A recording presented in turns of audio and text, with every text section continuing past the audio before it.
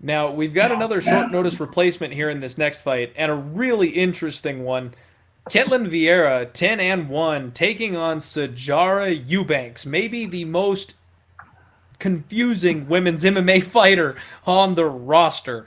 Sarge is 7-4, and I just cannot seem to figure her out, man. Every single time I think that she's gonna mail it in, she comes out and looks like a dominant champion level fighter, and then every time I think she's gonna bounce up that kind of a performance and give me a good win, she just lays on her back and does nothing for the entire fight. I cannot pick Sarge to save my soul right now. Ketlen Viera, she's an exciting prospect. She's big for the division. She hits hard. She's kind of fast. She's got good hands. And she takes down a lot of her opponents, roughs them up, fully capable of finishing both on the feet and on the mat. Viera's a very exciting prospect. But we just saw Sarge come through as a big underdog, and here she is in the same exact role. She's gotten a little bit of respect this time. She's sitting around plus 150 right now. Sarge is going to be the underdog to Viera's minus 170. What are you feeling on this one? I just feel like as Eubanks continues to get older, not that she's old yet, I think she's like 34, 35, so she's not really old yet, but she's getting older. And she is so short for the division that style really, she has a problem with everyone she fights from a striking standpoint because she has to get so far inside. And what we've seen with Viera is her striking at range is her best quality. She did get knocked out in her last fight in the first round, but that's Irene Aldana, who's actually going to be main eventing a fight here. So, I mean, you could certainly excuse that loss at the highest level here. And you like the fact that Viera is going to go in there and strike. So I think had that knockout not happened, and of course, look, it's easy to say had that knockout not happened, I would really like Viera's height and reach and range here, and I would think that this is a hard fight for Eubanks to win because while her grappling's good, it's not as good as you think it is. She's not a grappling whiz, and she doesn't tend to ground that many people out. And on the other side of it, she's really tough, and she depends sometimes too much on that toughness. Eubanks has never been KO'd. In fact, I don't think she's ever been stopped, if I'm correct.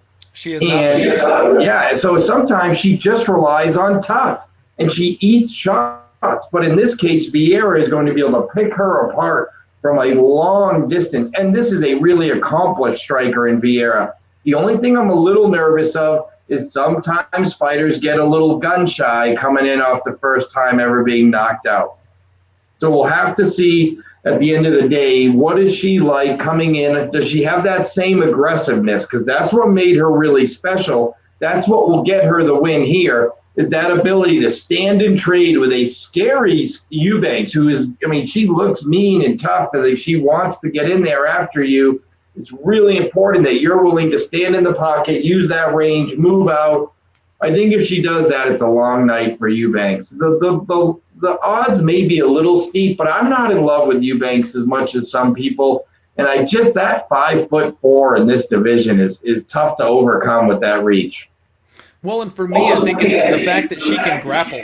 Sijara Eubanks managed to pull a win over Julia Avila, the Raging Panda, a fighter that I'm super high on. But Avila doesn't have much in the way of wrestling. And that is something that we've seen Ketlen Viera is more than capable of doing. She did get suckered into standing and trading in her last fight, like you mentioned.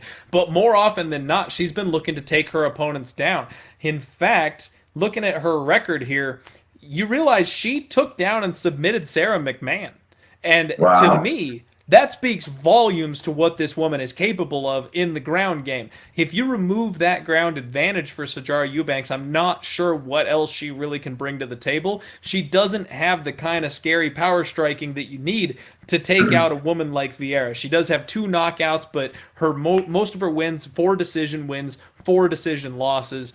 She is durable. She is tough. And I know a lot of you follow me on Twitter. If you don't, follow me at Die Hard MMA Pod over on Twitter. I tweeted out after her last fight, Matt, that we have to stop talking about the weight issues for Sijara Eubanks. That's something that I heard from every single podcaster, every single sports bettor that does MMA. Sijara Eubanks can't make the weight. She struggles with the weight cut. She looked damn good on the scales in her last fight. I think she has plugged that hole. I don't think that's an issue anymore.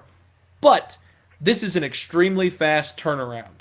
And because of that, I have a sneaky feeling that that problem might raise its head one more time here because she doesn't have a full camp. Even if she does have a new system as far as cutting herself down, getting to the right weight, she fought on September 12th, so just what, 10 days ago? And now she's going to be taking on another opponent, resetting that clock. How much did she balloon up after that fight? How much cheesecake did she eat? Because I know if I won a fight as a plus 300 underdog, I'd be hitting the buffet pretty hard. Yeah, absolutely. Yeah, those are some great points. At the end of the day, it's Viera or pass for me.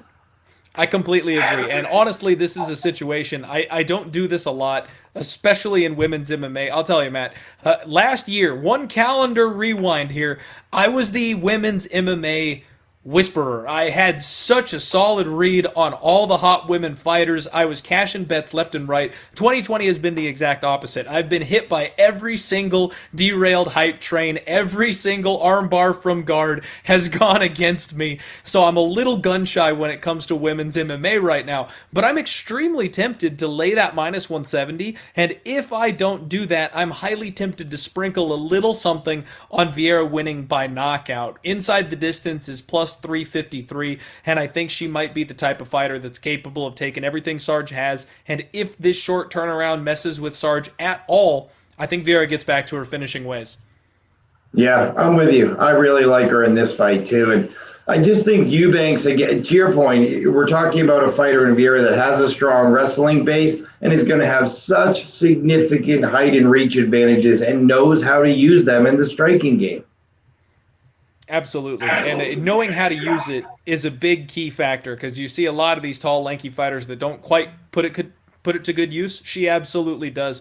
And Sarge doesn't have the frame, I don't feel, to make her pay for it, where her last opponent was able to make her pay for it because she had the know-how, the boxing ability, the length.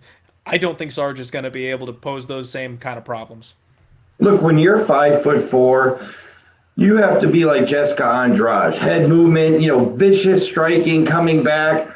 All we ever talk about with Eubanks is how tough she is. A lot of times tough translates to block punches with my face, That's a valid point. You don't ever want your best quality to be your toughness because eventually that goes too.